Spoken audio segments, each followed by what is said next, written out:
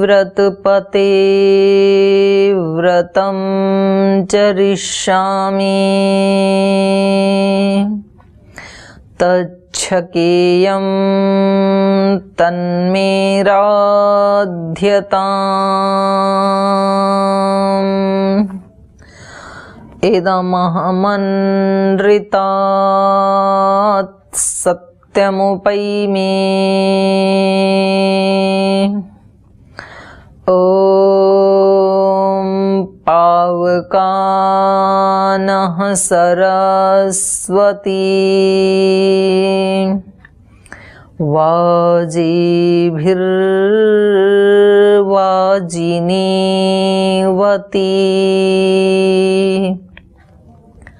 यज्ञं वष्टु धिया वसु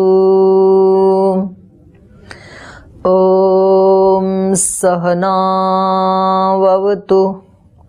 सहनौ भुनक्तु सह वीर्यं करवावहै तेजस्विनावधीतमस्तु मा विद्विषावहै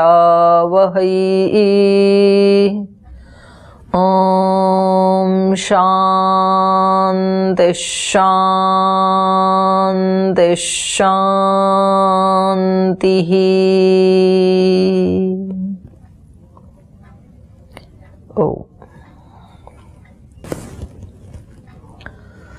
आज की कक्षा में पुनः आप सभी का हार्दिक अभिनंदन, आप सभी का बहुत बहुत स्वागत, आप सभी को बहुत बहुत प्रणाम। और आज मैं कक्षा प्रारंभ करूं उससे पहले एक फॉर्म आपको दिखाना था। ये सारे ग्रुप में हमने डाल दिया, ये गूगल फॉर्म तैयार किया है, तो आप सभी इसको भर करके भेज दीजिए। तो इसमें डिपार्टमेंट वाला तो आपको नहीं भरना, हम ही भर लेंगे। फिलॉसफी डिपार्टमेंट से चल रहा है ये कोर्स। आपका नाम, माता पिता का नाम, डेट ऑफ बर्थ और आप किस कैटेगरी में आते हैं, राष्ट्रीयता, जेंडर, मेल फीमेल, रिलीजन, आपका address, state, country, contact number, email, pan card. Pan card किसी के पास ना हो तो कोई बात नहीं, आधार कार्ड का नंबर भर देंगे, एक आपका फोटो और कौन सा कोर्स आपने ज्वाइन किया है उसको टिक कर देंगे। तो ये इतनी जानकारियाँ ग्रुप में डाल दी हैं क्योंकि ये यूनिवर्सिटी में रिकॉर्ड रहेगा आपका। और उसके बाद आपको पेपर का प्रारूप भी भेज दिया जाएगा। कईयों को लग रहा है सच्ची मुच्ची पेपर होगा क्या जी, वे पेपर तो करना पड़ेगा, ये यूनिवर्सिटी का है तो। लेकिन जो आपको रोज बता रहे हैं उसी में से पूछा जाएगा, तो आप नोट्स बनाते रहें, फिर हम आपको एक सुंदर सी सर्टिफिकेट बना करके देंगे। तो वो आप दिखा सकते हैं कि देखो मैंने पतंजलि ऑफ यूनिवर्सिटी से सर्टिफिकेट प्राप्त किए। किसी को तो दो दो मिलेंगी। और तो चलिए, बहुत अच्छी बात है। तो कल मैंने होमवर्क दिया था आपको कि हमें अपने पूरे जीवन को योगमय बनाना है। योग हमारे एक एक श्वास में केंद्र में होना चाहिए। जब आप ग्रुप पे जुड़ जाते हो ना 15 मिनट पहले, तो भी आप इस पाठ के बारे में चर्चा किया करो। हाँ, ये तो सर्दी गर्मी तो ऐसे ही चलती रहेंगी, घर के काम भी ऐसे ही चलते रहेंगे। कोई मार्केट में जाएगा, कोई पीहर जाएगी, कोई ससुराल जाएगी। तो आप 15 मिनट डिस्कस किया करो। मैं सुनती हूँ, मैं 15 मिनट पहले जुड़ जाती हूँ, तो मैं देखती हूँ कि ये क्या क्या बातचीत करते हैं आपस में।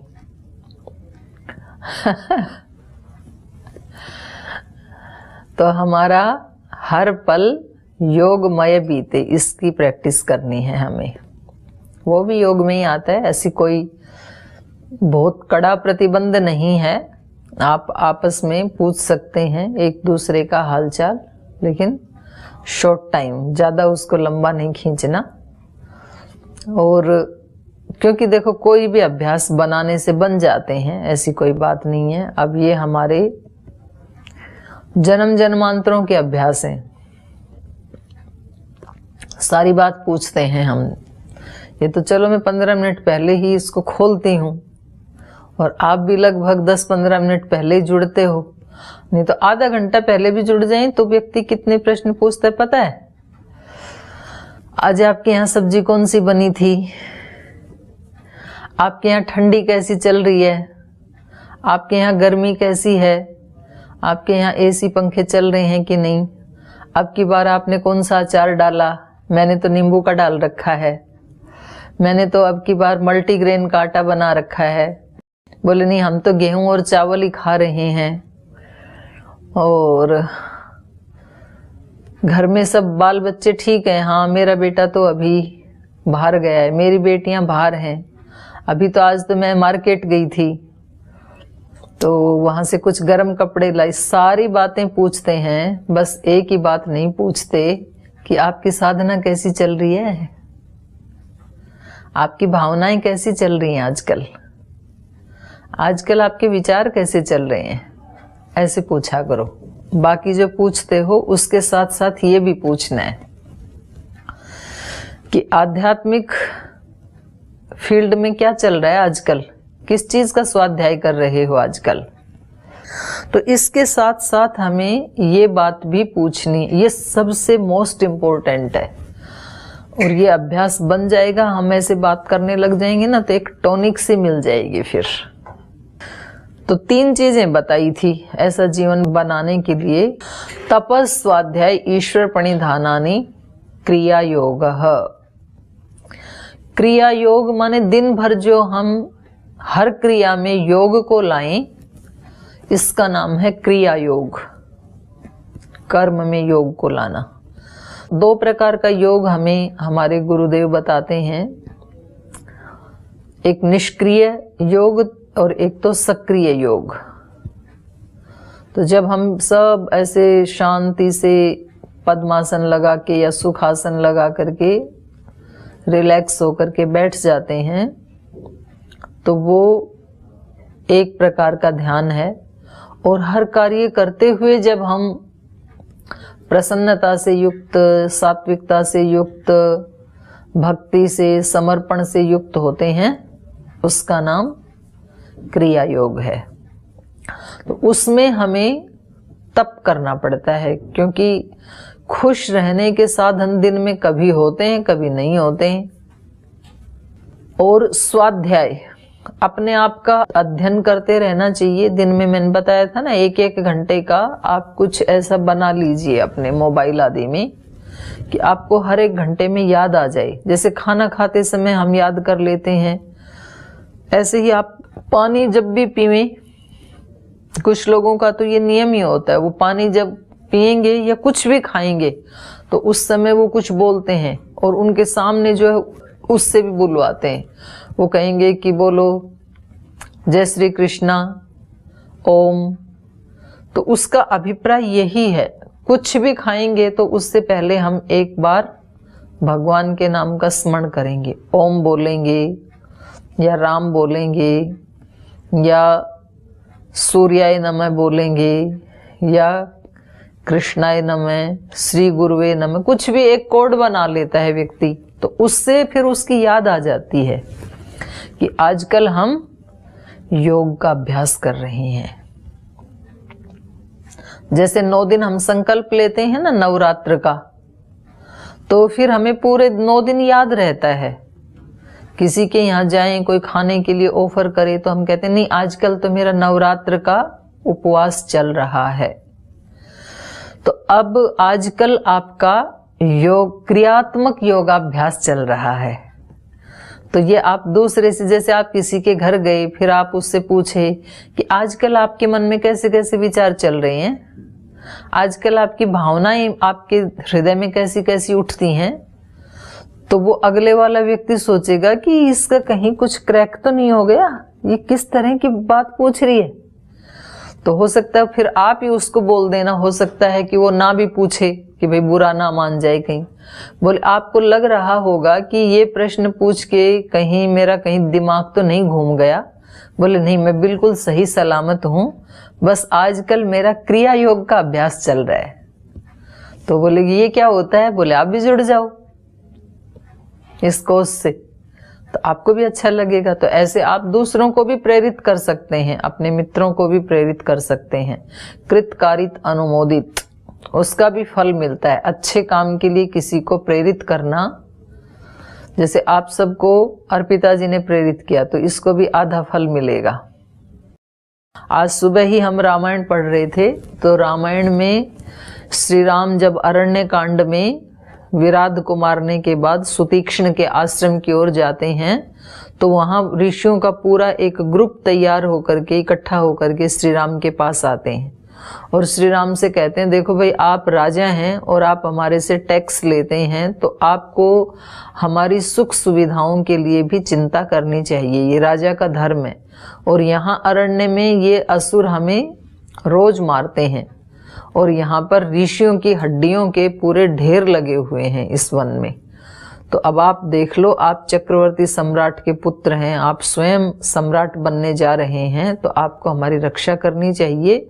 और जो राजा तपस्वी होता है और जो ऐसे ऋषि मुनियों की भी रक्षा करता है, तो उस व्यक्ति को वो ऋषि मुनि अपनी तपस्या का 1/4 भाग दे देते हैं, चौथा हिस्सा, माने 25%। तो है ना कितनी अच्छी बात। एक तो राजा खुद तपस्वी हो श्री राम की तरह से, केवल दिखावे के लिए तपस्वी नहीं, हाँ कुछ लोग दिखावे के लिए भी कर देते हैं, कुछ लोग दिखावे के लिए उपवास रख लेते हैं, फिर उस उपवास में जितने व्यंजन बनते हैं उतने तो रोज भी नहीं बनते हैं। कुट्टू के आटे की पकौड़ी, कुट्टू के आटे का हलवा, लौकी की खीर और पता नहीं क्या क्या बनता है, आप लोगों को ज्यादा मालूम होगा। तो उपवास का है, इससे अच्छा फिर 2 रोटी खा लेते, वही बढ़िया था। तो उपवास के नाम पे फिर एक बार दूध का गिलास, एक बार नारियल पानी, एक बार नींबू पानी, एक बार गाजर का जूस, एक बार संतरा का जूस। तो ये जो उपवास है, ये फिर दूसरे को दिखाने के लिए है, ऐसे माना जाएगा। और किसी को आरोग्य की दृष्टि से कोई डॉक्टर यदि बताए कि भाई आपको फलाहार या रसाहार पे रहना है, वो एक अलग बात है, उसमें रह सकते हैं। तो दिखावे के लिए नहीं करना, उसकी महत्ता को समझते हुए। तो जैसे ये उपवास करते हैं, ऐसे ही फिर हमें योगाभ्यास में भी आप अलग अलग व्रत कर सकते हैं। जैसे यम नियम है ना, उनको महाव्रत कहा है। अहिंसा, सत्यस्ते, ब्रह्मचर्य, अपरिग्रह, शौच, संतोष, तपस्वाध्याय, ईश्वर प्रणिधानानि। तो ऐसे जैसे हम हर 15 दिन में एकादशी करते हैं, ऐसे हम हर 15 दिन में एक तारीख सेलेक्ट करके रख सकते हैं कि 1 तारीख को और 15 तारीख को मेरा सत्य का व्रत रहेगा या अहिंसा का व्रत रहेगा, अस्तेय का व्रत रहेगा। ये सब क्या है, इसकी डिटेल में चर्चा मैं वहीं करूंगी आगे, अभी केवल नाम ले रही हूं। आज मेरा ईश्वर प्रणिधान का व्रत है। ईश्वर प्रणिधान का व्रत है तो क्या करेंगे, आज के दिन का हर क्षण ईश्वर के चरणों में समर्पित होगा। एक क्षण भी ऐसा नहीं बीतेगा जब मैंने ईश्वर को भुला दिया हो, या जो भी अपना कोई इष्ट देव, गायत्री माता, हनुमान जी, श्री राम जी, शिव जी, कृष्ण जी, दुर्गा माता, जो भी इष्ट देव है जिसका, तो एक क्षण के लिए भी आज वो मेरे प्राणों से, मेरी सांस से, मेरी दृष्टि से, मेरी मानसिकता से ओझल नहीं होंगे। सांसों की माला से सुमिरूं एक तेरा ही नाम। हाथ वाली माला तो थोड़ी देर सिमरी जाती है, सांस तो निरंतर चल रही है ना।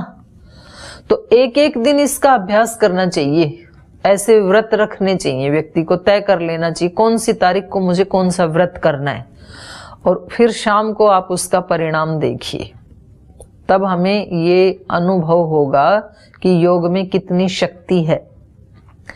एक दिन के व्रत से जो सुख आपको मिलेगा तो उससे आपको अंदाजा लग जाएगा कि योग में कितनी शक्ति है।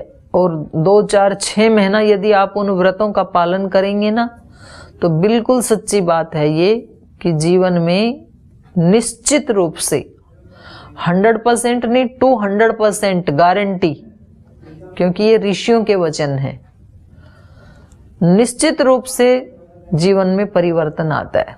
जीवन खुशियों से भर जाता है, निश्चिंतता से भर जाता है, कामना रहित हो जाता है, आनंद से भर जाता है। इतना बढ़िया ये मार्ग है, बहुत जबरदस्त मार्ग है ये। तो तप, स्वाध्याय, ईश्वर प्रणिधान, ये 3 बताए थे कल। यहां पर ही इसमें व्यास भाष्य में लिखा है, ना तपस्विनो योग सिद्ध्यति। अतपस्वी को कभी किसी चीज की सिद्धि नहीं होगी, चाहे वो लौकिक उपलब्धियां हैं चाहे आध्यात्मिक उपलब्धियां हैं।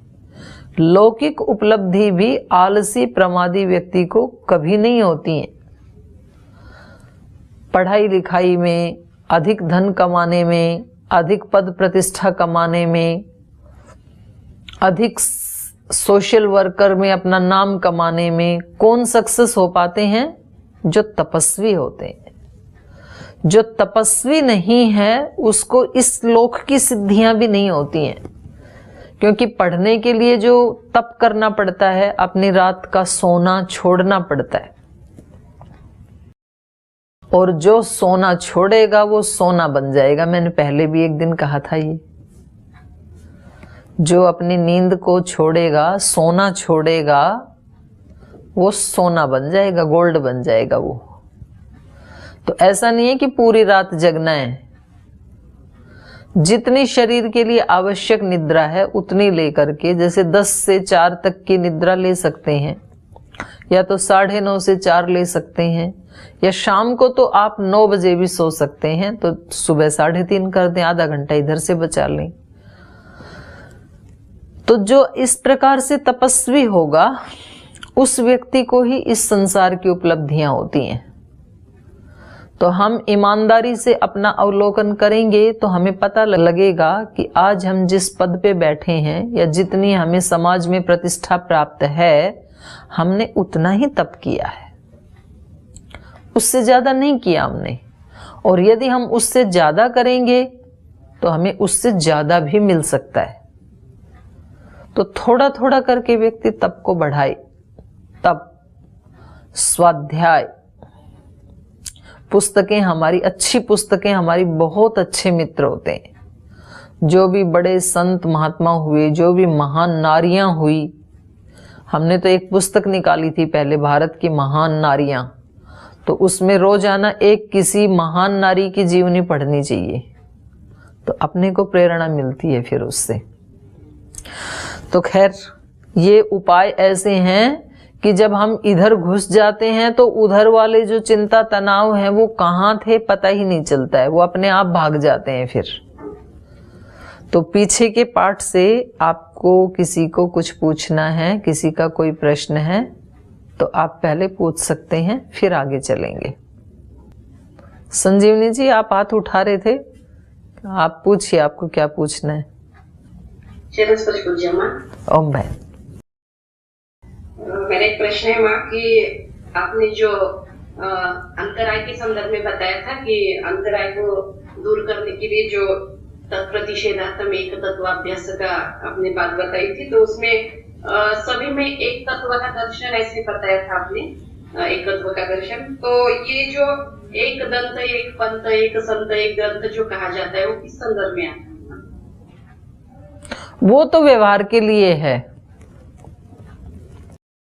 वो इसलिए है कि आप किसी एक ग्रंथ को, क्योंकि एक साथ आप सारे ग्रंथों का प्रैक्टिस नहीं कर सकते हैं, तो यद्यपि एक की प्रैक्टिस करेंगे वो औरों में भी वैसे ही मिलेगा, पर एक बार में किसी एक ग्रंथ को पकड़ना चाहिए। या तो योग दर्शन को हमने ले लिया, या तो गीता को ले लिया, और फिर जो उसमें लिखा है वैसा हम प्रैक्टिस करें। जैसे योग दर्शन का आप लेंगे तो भी उसका उपाय वो ये चित्त वृत्ति निरोध, और उसके लिए साधन बताया अभ्यास वैराग्याभ्याम तन्निरोध है। और बिल्कुल मन को शांत करने के लिए यही बात गीता में भी कही है, अभ्यासेन तु कौन्तेय वैराग्येण च, तो अभ्यास और वैराग्य ही वहां भी बताया है। तो एक ग्रंथ माने एक किसी रामायण को आप ले लो, भाई मेरे को रामायण के पात्रों की तरह से जीना है, और उसमें भी आप किसी एक को अपना आदर्श बना सकते हैं। जैसे आप माँ के शरीर में हैं तो रामायण के कितने पात्र ऐसे हैं, रामायण में कौशल्या जो है उनका चरित्र कितना ऊंचा है, फिर जो वशिष्ठ जी की पत्नी है अरुंधति, उनका चरित्र कितना ऊंचा है, उनको अपना आइकॉन बना सकते हैं। कौशल्या को बना सकते हैं, सीता माता को अपना आइकॉन बना सकते हैं, सुमित्रा को बना सकते हैं, तो शबरी को बना सकते हैं, रावण की पत्नी है मंदोदरी, उसको बना सकते हैं। माने असुरों के बीच में रह करके भी अपनी दिव्यता को न छोड़ना, तो बड़ी बात होती है। तो हम किसी भी एक को अपना आदर्श बना सकते हैं। भी रामायण पढ़ रहे हैं तो अब रामायण में ऐसे संबंधों को निभाना है जैसे यहाँ कहा है, इसलिए कहा एक ग्रंथ और एक संत। एक संत मतलब एक अपने गुरु के प्रति आप पूर्ण समर्पित हो जाइए तो सब संतों के प्रति आपकी भक्ति हो गई फिर। क्योंकि संत जो है वो आध्यात्मिक स्तर पे वो अलग अलग नहीं होते हैं, सबकी वो सूक्ष्म रूप में एक ही होते हैं जो वास्तव में संत होते हैं। तो उनका आपस में कोई ऐसा पार्टीशन या वैर भाव या ऐसा खींचातानी ऐसे नहीं होती है। तो एक को ही पकड़ लें, एक संत, एक ग्रंथ, एक पंथ, तो एक बार में एक ही रास्ते पे चलेंगे ना। तो ये कहा है वहां पर, और यहां पर जो कहा एकत्वम अनुपश्यत, तो इसका अभिप्राय यह है कि आप किसी एक तत्व का अभ्यास कीजिए दिन भर, या तो आत्म तत्व का अभ्यास कीजिए कि मैं आत्मा हूं, और शरीर को आप ऐसे देखें जैसे हम दूसरे शरीरों को देखते हैं, जैसे इनको फूलों को देखते हैं, पुस्तक को देखते हैं, या दूसरे मनुष्यों को देखते हैं, तो बिल्कुल क्लियर है हमें कि मैं अलग हूं, ये अलग है। ऐसे आत्म तत्व का अनुभव करने वाले को स्पष्ट थोड़े दिन में ये होने लग जाएगा कि ये शरीर अलग है और मैं अलग हूं। या फिर एक तत्व का मतलब वहां पर ईश्वर को लिया है कुछ व्याख्याकारों ने कि भाई मेरे अंदर भी वही तत्व है, और इन सब मनुष्यों में और मनुष्यतर जो प्राणी हैं उनमें भी, और उससे इतर जो वृक्ष आदि हैं उन सब में भी वो ही एक ही चेतन तत्व है, एक ही एनर्जी काम कर रही है सब में। तो उससे भी फिर अपना मन शांत होता है, सब एक ही हैं तो अब किसके साथ झगड़ा करें। तो ये उस सूत्र का अर्थ है, एक तत्व का अभ्यास।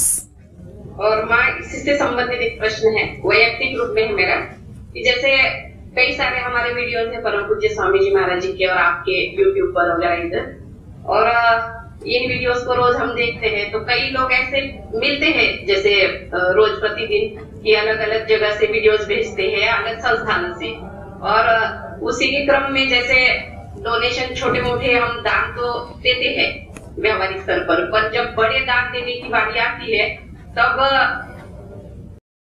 मेरी इच्छा होती है कि मैं अपने पतंजलि को ही दे दूं। तो ये ऐसे भावनाओं की संकीर्णता है या नहीं? भावनाओं की संकीर्णता नहीं है। देखिए भावनाएं तो सबके लिए ही हमारी अच्छी ही हैं, विराट ही हैं, लेकिन आपने एक को दे दिया तो भी वो यूनिवर्सल ही हो गया, क्योंकि यहां से जो कार्य हो रहा है पतंजलि से तो वो भी तो यूनिवर्स का एक पार्ट है ना। तो हम पूरे के पूरे यूनिवर्स को तो एक ही साथ ठीक नहीं कर सकते, क्योंकि हम अल्पज्य हैं, हमारा अस्तित्व भी एक टुकड़े में ही है। तो हम जिस घर से जुड़े हैं, जिस परिवार से, कुल खानदान से जुड़े हैं, जिस गुरु से जुड़े हैं, जिस संस्थान से जुड़े हैं, तो उसमें दे दिया तो समझ लो कि वो यूनिवर्सल ही हो गया। क्योंकि वो व्यक्तिगत कुछ होता ही नहीं है ना संतों का, तो उसमें ये संकीर्णता नहीं कहा जाएगा।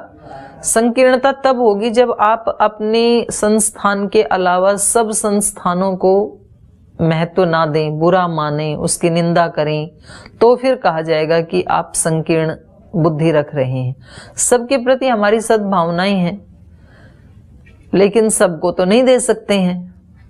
आपकी सब बच्चों के प्रति सद्भावना है, लेकिन पढ़ाई लिखाई पालन पोषण तो आप अपने ही बच्चों का कर सकते हैं।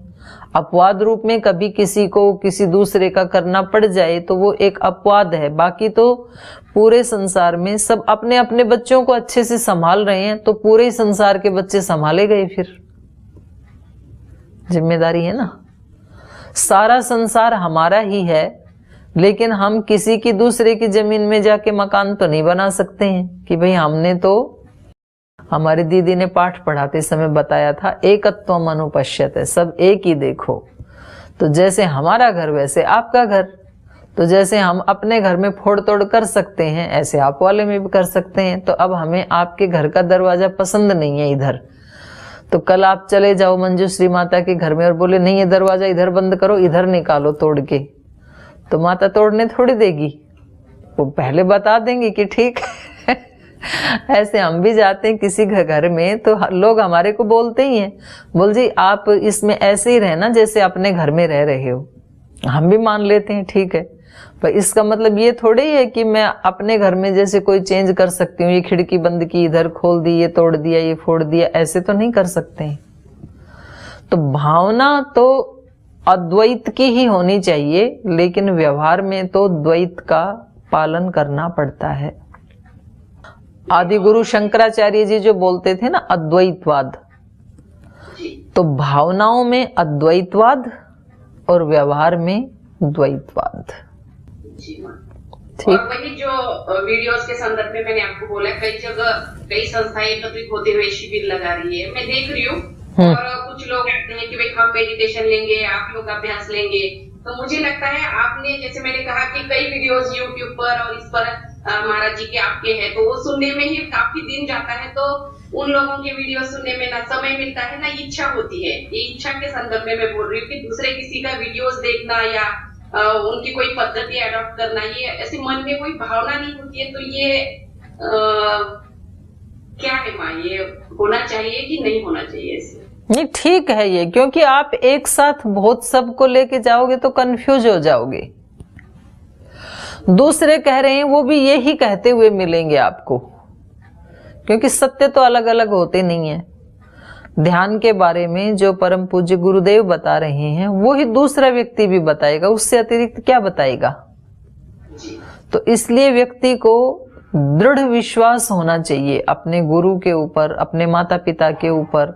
भाई आप किसी भी माता पिता से जाके मिलोगे, अड़ोस में पड़ोस में किसी से भी, तो सब माता पिता क्या कहेंगे कि बच्चों को अपने माँ बाप की सेवा करनी चाहिए। और वही बात हमारे माता पिता भी कह रहे हैं।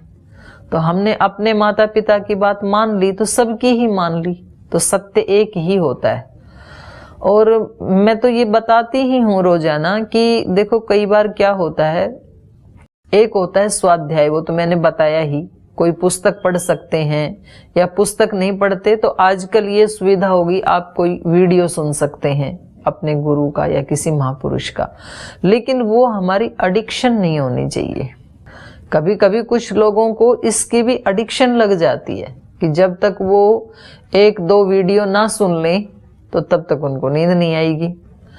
और वीडियो तो सुनते रहे हैं लेकिन चेंज कुछ भी नहीं आया जीवन में, तो फिर वो वीडियो हमारे लिए अब एक एडिक्शन बन गया। अब हमारे लिए वो हेल्पफुल नहीं होगा। हेल्पफुल तब होता है जब हमने एक सुना और अगले दिन वैसे ही प्रैक्टिस भी किया। तो फिर थोड़े दिन में तो ऐसे होता है कि हमें किसी का भी वीडियो सुनने की जरूरत ही नहीं है। अपना मोटिवेशन हम खुद ही कर सकते हैं। जैसे परम पूज्य गुरुदेव को तो किसी का वीडियो सुनने की जरूरत नहीं है।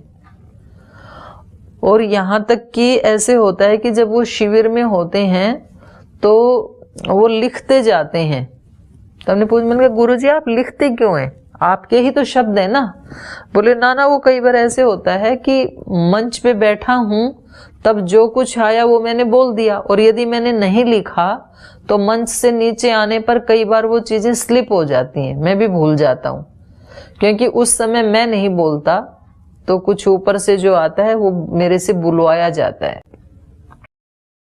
तो ऐसे जब हम किसी चीज के बहुत गहराई में चले जाते हैं ना, तो हमें ऊपर से भी मोटिवेशन मिलने लगता है, अपने आप से भी मोटिवेशन मिलने लगता है, तो फिर उसकी आवश्यकता नहीं होती। एक स्थिति तक आवश्यकता है, तो आप किसी एक ग्रंथ को ले लो, वो हेल्प कर देगा, किसी एक गुरु को सुन लो, किसी एक मोटिवेशनल गुरु को सुन लो।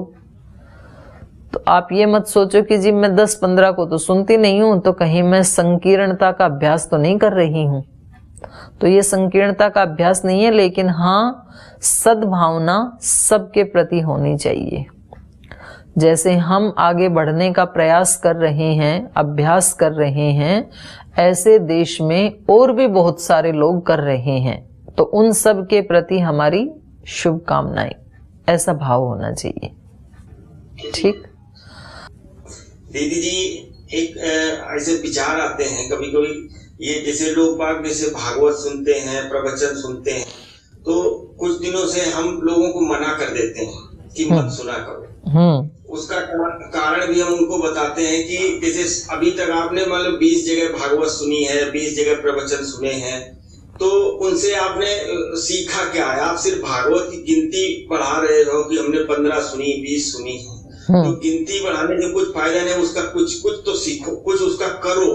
करने के लिए मतलब हम कहते हैं। तो इसमें हम जैसे मना करते हैं, तो ऐसा तो नहीं कि कोई बहुत बड़ा पाप हो रहा हो हमसे, हम मना कर देते हैं, मुंह से एकदम मना निकल जाता है। हाँ, तो आप मना मत कीजिए, उनको सुनने दीजिए, लेकिन ये आपकी बात ठीक है कि सुन करके वैसा अभ्यास भी करें, क्योंकि शास्त्रों में लिखा है, जैसे वेदांत दर्शन में भी आता है और सांख्य दर्शन में भी आता है, आवृत्ति रसकृत उपदेशात, एक सूत्र है, कपिल ऋषि का भी है और व्यास ऋषि का भी है।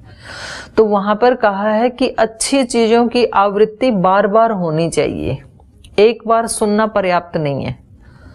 जैसे बच्चे को हम समझाते हैं ना कि भाई इसमें अग्नि से हाथ जल जाएगा, तो ये बच्चे के हित की बात है, लेकिन बच्चे को एक दिन में समझ में नहीं आती, कम से कम उसको कई कई बार बताना पड़ता है।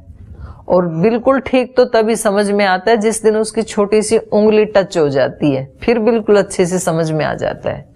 तो ऐसी ही स्थिति हम सब मनुष्यों की है। अच्छी अच्छी बात सुनने के बावजूद भी बहुत जल्दी से तुरंत परिवर्तन नहीं आता है जीवन में। हाँ, तो इसलिए ज्यादा सुनना तो चाहिए, लेकिन वो ज्यादा सुनने के साथ किसी छोटे से एक अंश का अभ्यास जरूर शुरू कर देना चाहिए। हाँ, क्योंकि जैसे एक कहानी हमने सुनी कि भाई कोई बहन जो है ना, वो बड़ी धर्म परायण थी, धर्मात्मा थी, तो वो अपने पति को एक बार किसी अपने गुरुजी के पास लेके गई। बोले गुरुजी, इनको ना कुछ भी नियम दिला दो, ये कोई नियम का पालन नहीं करते हैं, किसी चीज को नहीं मानते हैं, तो इनको कोई छोटा सा नियम ही दिला दो।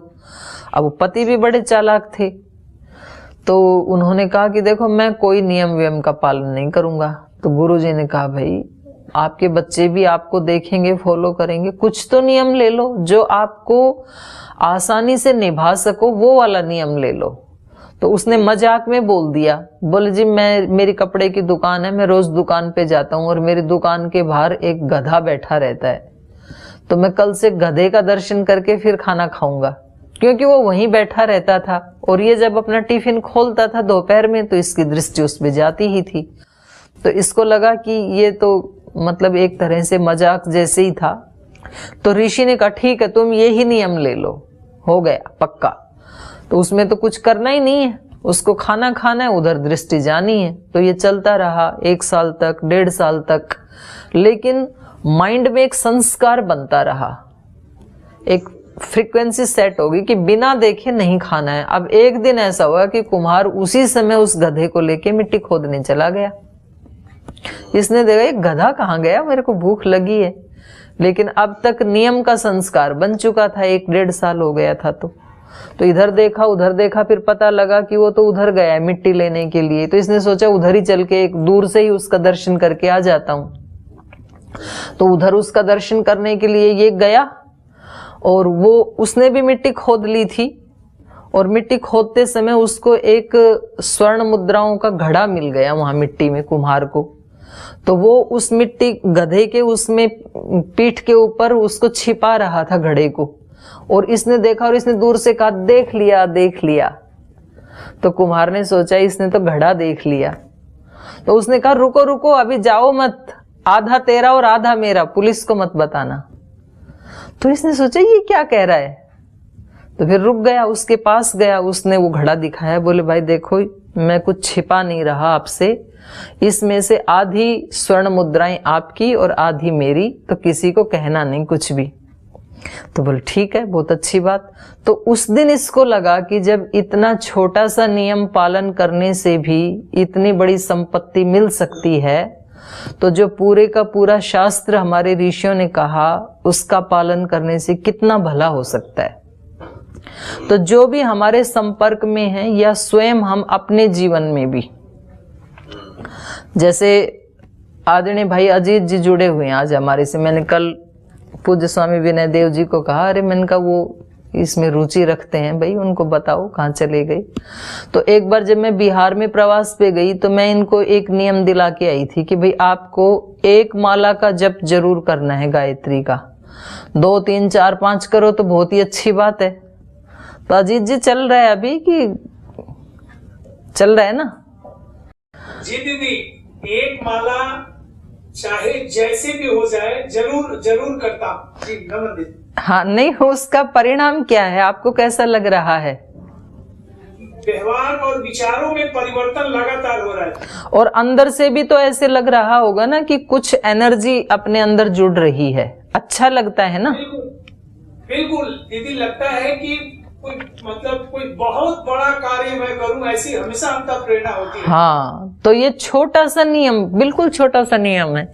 अब किसी ने नियम लिया है कि मेरे को प्रतिदिन दोनों टाइम अपने घर में दिया जलाना है, तो अब कैसी भी परिस्थिति हो दिया जलाना ही है। फिर इतने छोटे से छोटी छोटी चीजों से हैप्पी हार्मोन्स निकलते हैं, पॉजिटिव हार्मोन्स निकलते हैं, और हमारी सात्विक एनर्जी बढ़ती चली जाती है। छोटी छोटी चीजों का पालन करना चाहिए। और मैं तो कहती हूं कि सबको ना, अगर उनका बजट उनको मतलब इसके लिए अलाउ यदि करे, तो अपने घर में अखंड ज्योति जला के रखनी चाहिए, घी की या तेल की। ये बहुत बड़ा धन धान्य सुख शांति सौभाग्य लाने वाला कार्य है। बहुत ज्यादा खर्चा नहीं है, 3-4 किलो घी लगता है महीने में, तो 3-4 किलो का मतलब है 2-2.5 हजार रुपये लगा लो। तो अगर किसी को ये बजट अलाउ करता हो तो ऐसे कर सकते हैं, इसके बहुत अच्छे परिणाम आते हैं। नहीं करता हो तो कोई बात नहीं, थोड़ा सा 1 चम्मच सुबह शाम केवल दिया जलाए, पर कोई नियम आदमी को जरूर जीवन में पकड़ के रखना चाहिए। तो अनिल जी, आप भागवत वालों को मना मत करो, सुनने दो, संस्कार बन रहे हैं, पर ये कहते रहो कि भाई कुछ थोड़ा बहुत अपने जीवन में नियम में ले आओ, चाहे छोटा सा ही लेके आओ गुरु जी की बात को, जिससे भी वो सुनते हैं, तो उनकी बातों को अपने जीवन में लाने का अभ्यास भी साथ साथ करो। ठीक दीदी। जी आरती जी। प्रणाम दीदी जी। प्रणाम बहन। शरीर 3 प्रकार के होते हैं ना, स्थूल शरीर, सूक्ष्म शरीर और कारण शरीर जी। लेकिन मुझे कारण शरीर समझ में ही नहीं आया। जैसे चित्त, मन, बुद्धि, चित्त, अंतःकरण, चतुष्ट बोलते हैं, तो ये तो सूक्ष्म में आता है, तो कारण शरीर क्या होता है? इसका भी जो कारण है, और कारण शरीर के ऊपर इसका क्या संस्कार होता है जो हम कर रहे हैं उसका? सूक्ष्म शरीर भी जिससे बना है वो कारण शरीर है। जैसे सूक्ष्म शरीर तो बना है 5 तन्मात्राओं से। सांख्य दर्शन में ये सृष्टि का पूरा एक चार्ट आता है, तो मैं बता दूंगी एक दिन। और उसका भी जो कारण है अहंकार, उसको कारण शरीर कहते हैं। वो एक दिन चार्ट बना के समझा दूंगी, ऐसे समझ में नहीं आएगा क्योंकि आपके दिमाग में नहीं है ना अभी वो पूरा एक चार्ट कैसे हमारे 25 तत्वों से शरीर बनता है ना, सप्त नहीं पंच तन्मात्रा है ना, शरीर तो 5 तत्वों से ही बनता है। स्थूल 5 हैं और हमारा जो सूक्ष्म शरीर है वो 16 तत्वों से बनता है। पंचदशैकम ऐसे है, 15 और 1 15 प्लस 1 16 तत्वों से बनता है सूक्ष्म शरीर। और किसी का तो कोई प्रश्न नहीं है जी, बोलिए। जैसे अभी बता रहे थे कि कोई एक नियम, एक व्रत रखना चाहिए, तो उस पिछले 4-5 सालों से प्रतिदिन मैं यज्ञ हवन करती हूँ प्रातः। तो जैसे प्रवास में हम निकलते हैं तो हो नहीं पाता है, तो उस समय तो खंडित हो जाता है व्रत। नहीं ना, आप जिसके घर में जाते हो तो वहां हवन करो, उनको भी बहुत अच्छा लगता है। जैसे मैंने 1 साल तक ऐसे नियम रखा कि प्रतिदिन मुझे 5 मालाओं से आहुति देनी है गायत्री मंत्र की। तो उस दौरान फिर प्रवास हुए तो हम प्रवास में भी करते थे, तो जिनके यहाँ भी रुके हैं वहीं कर लेते थे। तभी तो अजीत जी को नियम दिलाया मैंने उसी दौरान तो और दूसरे लोग भी आ जाते हैं तो उनको भी बहुत अच्छा लगता है। जहां भी रुके हैं ना उस परिवार में हम कह देते हैं भाई सुबह सबसे पहले यज्ञ करेंगे, या योग करना है तो योग में ही यज्ञ कर लेंगे, तो उनको भी अच्छा ही लगता है। तो ऐसी बात नहीं है, अभी तो सारे अपने ही लोग हैं, अपनी मानसिकता वाले। हाँ आरती जी, बोलिए आरती जी। दीदी आपने जो यज्ञ का व्रत बताया ना, तो 5 साल से लगातार हम हमारे घर में एक दिन भी मिस नहीं होता, यज्ञ करते हैं। लेकिन यज्ञ कोई मैं करती हूँ ना तो मेरे पति करते हैं। तो ये जो व्रत होता है तो किसको, मुझे भी मेरा यज्ञ अलग करना चाहिए और पति को भी करना चाहिए क्या? क्योंकि घर में सुबह काम होता है, कभी बेटी आती है तो मुझे खाना बनाना, तो पति कर लेते हैं, तो ये व्रत कैसे होगा? नहीं, ये तो व्रत आपने ऐसे लिया ना कि हमारे घर में यज्ञ होना चाहिए, यज्ञ होगा हमारे घर में रोज, तो फिर तो कोई भी कर सकता है, बच्चे भी कर सकते हैं, आप कर सकते हैं, पत्नी कर सकती है। लेकिन आपने व्रत ही यदि ऐसा लिया है कि मुझे ही करना है, तो फिर वो व्रत दूसरी तरह का हो गया, तब फिर आपको ही करना पड़ेगा। तो उस व्रत का स्वरूप क्या है? यदि उसका स्वरूप ये है कि हमें घर में रोज यज्ञ करना है, तो फिर कोई भी करे, फिर वो व्रत आपका टूटेगा नहीं। वो भी सही है ना? हाँ बिल्कुल सही है ना। देखो एक बात आती है इसमें, न्याय दर्शन में भी उसको उठाया है और ब्राह्मण ग्रंथों में आदि में भी आता है। तो वहां ऐसे वाक्य मिलते हैं कि जो प्रातः काल सूर्योदय के समय हवन करता है उसकी आहुति व्यर्थ हो जाती है, सूर्योदय से पहले करता है उसकी आहुति भी व्यर्थ जाती है, सूर्योदय के बाद करते हैं उसकी आहुति व्यर्थ जाती है। तो वहां पर पूर्व पक्षी ने आक्षेप किया कि फिर हवन करें क्यों? क्योंकि हवन करने के तो 3 ही ऑप्शन हो सकते हैं, या तो सूर्योदय से पहले, या तो सूर्योदय के बाद, या तो सूर्योदय के साथ। 3 ही ऑप्शन है ना, उसके अतिरिक्त तो कुछ भी है ही नहीं।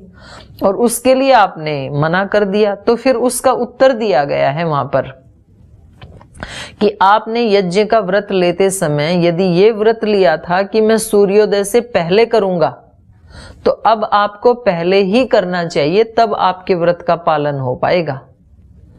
और यदि आपने कहा था कि मैं सूर्योदय के साथ ही करूंगा, इधर सूर्योदय होगा इधर मैं आहुति दूंगा, तो फिर आपको सूर्योदय के साथ ही करना चाहिए। आप पहले ही अपने, जैसे कभी बादल आदि हैं तो घड़ी में देखो आज का सूर्योदय कितनी बजे होगा, उतनी बजे ही आप हवन कीजिए। और बाद का नियम लिया है तो बाद में कीजिए। और आपने कोई भी नियम नहीं लिया इनमें से, आपने कहा कि जब मेरे को टाइम मिलेगा मैं अपने घर में यज्ञ करूंगा या करूंगी। तो जो व्रत आपने लिया है उसके अकॉर्डिंग यदि नहीं करते हैं तब तो पाप लगेगा, और उसके अकॉर्डिंग करते हैं तो फिर आपको पाप नहीं लगेगा। तो हमें सोच समझ के व्रत लेना चाहिए, भाई मैं किसको अफोर्ड कर सकता हूं या कर सकती हूं, उतना व्रत लेना चाहिए। लेकिन व्रत लेकर के उसको खंडित कभी भी नहीं करना चाहिए, उससे नुकसान होता है फिर। ठीक है, तो थोड़ा पढ़ें आगे। कल पढ़ा था तपस स्वाध्याय ईश्वर प्रणिधानानि क्रिया योग। अब प्रश्न है कि क्यों करें हम, इससे क्या होगा, हम तप का पालन क्यों करें, स्वाध्याय क्यों करें, ईश्वर प्रणिधान क्यों करें, क्यों? ये क्वेश्चन तो आता ही है ना, क्योंकि मनुष्य तो बड़ा बुद्धिमान है, तो जो भी कुछ अच्छा बुरा करता है तो ये चीज तो सामने आनी ही चाहिए और आती भी है। तो ऋषि ने खुद ही उत्तर दे दिया, समाधि भावनार्थ क्लेश तनुकरणार्थश्च, दूसरा सूत्र है। तो ये दूसरा सूत्र है योग दर्शन के द्वितीय पाद का दूसरा, समाधि भावनार्थ क्लेश तनुकरणार्थश्च। ये तप स्वाध्याय ईश्वर प्रणिधान इसलिए करना चाहिए कि समाधि की तरफ बढ़ते जाएंगे और जो क्लेश हैं वो शिथिल होते जाएंगे, इसलिए कर रहे हैं। तो ये क्लेश कौन से हैं जो शिथिल हो जाएंगे, कौन से क्लेशों ने बांध रखा है हमारे को, तो वो आगे बता दिया कि 5 प्रकार के क्लेश हैं। ये हैं अविद्या अस्मिता राग द्वेष अभिनिवेशाः पंच क्लेशाः। 5 प्रकार के क्लेश हैं। अविद्या, अविद्या का मतलब क्या है?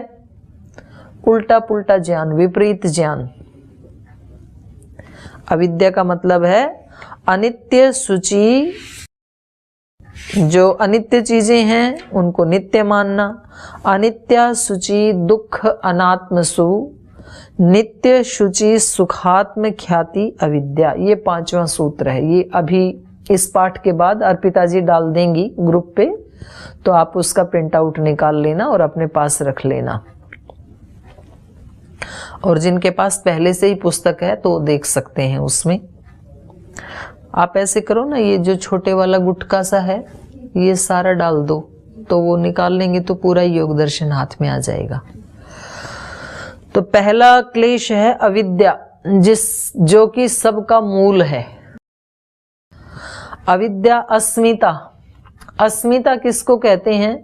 अस्मिता का मोटा अर्थ ये है कि आत्मा अलग है और शरीर अलग है, और इन दोनों को हम ज्वाइंट करके एक जैसा ही देखते हैं। अभी तो एक ही जैसा देखते हैं ना। जब शरीर जिस दिन रोगी होता है तो उस दिन हम बोल देते हैं कि आज तो मैं बीमार हूं, आज तो मैं दुखी हूं, आज मैं सुखी हूं, आज मैं बहुत खुश हूं। ये चीजें हम किसको लेकर के बोलते हैं? शरीर को। जिस दिन शरीर को कोई कष्ट हो जाए तो हम दुखी हैं। तो ये इतना गहरा संबंध बन गया कि मैं आत्मा हूं, नित्य शुद्ध बुद्ध आत्मा हूं। ये जो बात है ये केवल या तो भाषण में रह गई या तो केवल किताब में रह गई, अनुभूति में बिल्कुल भी नहीं है। हमारे पता ही नहीं कि हमारा स्वरूप क्या है, शरीर का ही पता है बस केवल। ये बहुत बड़ा क्लेश है। ऋषियों ने कहा इसका नाम है अस्मिता। अविद्या, अस्मिता, राग, द्वेष, अभिनिवेश। राग क्या है? सुखानुशयी रागः। जहां जहां से हमें सुख मिला है, किसी वस्तु से हमें सुख मिला, किसी व्यक्ति से सुख मिला, किसी विचार से सुख मिला, किसी शब्द से सुख मिला, किसी भजन से सुख मिला, उसको हम दोबारा लेना चाहते हैं, उसके पीछे पीछे जाते हैं उस सुख के। तो ये जो हम एक तरह से उसके पराधीन हो जाते हैं जहां जहां सुख मिलता है। और फिर किसी दिन यदि वो ना मिले तो फिर बहुत परेशानी होती है। तो ये हमारे लिए एक बहुत बड़ी बाधा है। जिस वस्तु की हमें आदत पड़ गई ना, मैंने देखा कई बार हमारे कार्यकर्ताओं के घर में जाते हैं और उनके बाथरूम में हमें दूसरी मल्टीनेशनल कंपनियों के कभी साबुन मिल जाते हैं, कभी पेस्ट मिल जाती हैं, कभी शैम्पू मिल जाते हैं। और उनकी श्रद्धा पूरी है पतंजलि में, तो फिर मैं पूछती हूँ, मैंने कहा आपकी इतनी श्रद्धा है तो फिर भी आप पतंजलि के प्रोडक्ट यूज क्यों नहीं करते हैं? बोल जी आदत पड़ गई इसकी, क्या करें। तो जिस वस्तु से हमें सुख मिल गया ना, हमें लगता है कि हम पतंजलि का सामान 2000 रुपए में खरीद के लाते पतंजलि के मेगा स्टोर से, तो हम पतंजलि को 5000 दान दे देंगे, पर वस्तु तो यही प्रयोग करेंगे क्योंकि हमें आदत पड़ गई। तो ये तो वस्तु का हो गया। व्यक्ति, जिस व्यक्ति से सुख मिला है उसको हम छोड़ना नहीं चाहते हैं, उसको पकड़ के रखना चाहते हैं। एक परिग्रह का भाव आता है उसके प्रति, पॉजेसिवनेस का भाव। आप ऐसे करो ना, ये जो छोटे वाला गुटका सा है ये सारा डाल दो, तो वो निकाल लेंगे तो पूरा योग दर्शन हाथ में आ जाएगा। 1-1 मिनट का हिसाब रखती हैं। ऑफिस की इतनी बजे छुट्टी हुई थी, यहाँ आने में इतना टाइम क्यों लगा, कहाँ रुक गए थे, क्योंकि वो उसको अपना मानती है और उसको पकड़ के रखना चाहती है। और कभी कभी पति ये भाव रखते हैं अपनी पत्नियों के प्रति कि आप दिन भर क्या करते हो, कहाँ गए थे आज, किसके साथ गए थे, कैसे गए थे। और अगर कोई सर्विस करती हो पत्नी और पति ना करता हो तो फिर वो भी ऐसे ही 1-1 मिनट का हिसाब रखते हैं। बच्चों के ऊपर भी हम ऐसा भाव रखते हैं कि मेरा बेटा, और किसी पड़ोसी ने उसको धमका दिया, वो कुछ शैतानी कर रहा था बाहर गली में और पड़ोसी ने उसको धमका दिया या उसको एक चांटा मार दिया, तो बस फिर तो तूफान खड़ा हो जाएगा कि मेरे बच्चे को आप कैसे धमका सकते हैं, आप कैसे उसकी पिटाई कर सकते हैं। तो ये पकड़ने का भाव है, क्योंकि उस बच्चे से हमें सुख मिला है। जहां जहां सुख मिला उसको हमने अपना मान लिया। तो ये संबंधों में भी होता है, ये वस्तुओं में भी होता है।